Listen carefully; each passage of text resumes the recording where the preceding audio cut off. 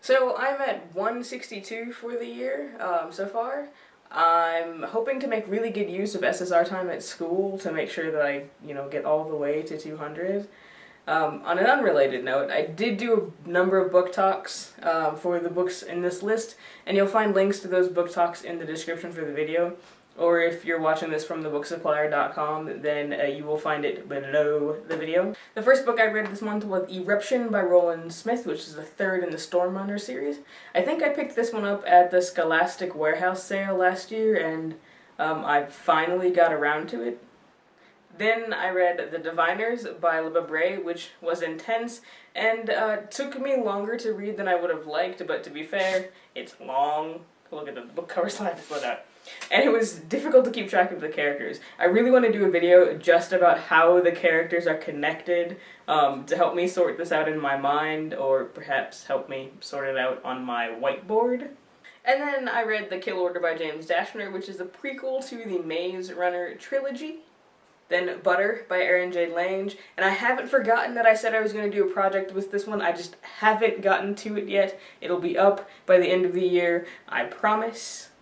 And then Ex Machina Volume 2 Tag by Brian K. Vaughan, and I only had 2 of these. I picked them up at half price the last time I was in Indianapolis, so hopefully the next time I go to Indianapolis in December I'll be able to pick up the rest of the series, because I do quite enjoy it. And then I read from the Mixed Up Files, not Flies, of Mrs. Basil E. Frankweiler, and I have no idea what I did with my copy, so I don't have it to show you.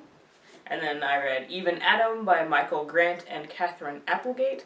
This is another book that I'm adding to the Books That Deal with Medical Ethics stack, which I will probably do a feature shelf for sometimes this month, so keep an eye out for that.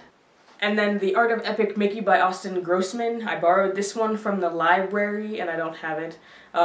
And now I want to play the Epic Mickey video game, except that I'm not allowed to play video games during the school year.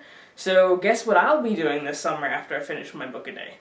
And then the Artemis Fowl graphic novel, which I hope inspires other readers to get into this particular series, which is also quite fun. And I Hunt Killers by Barry Lyga, which the procedural drama lover in me was quite excited about. And I did a book talk about this one as well as a couple of the others I've mentioned, and there's links in the description. Me and Earl and the Dying Girl by Jesse Andrews, which I enjoyed for the most part. It wasn't as emotional as I thought it was going to be, and the criticism about one character running off at the mouth, well, I guess it didn't bother me really that much. The first couple times I was like, huh? And then after that it was like, okay, it's just a character. And I'll be doing a book talk about this one on Tuesday.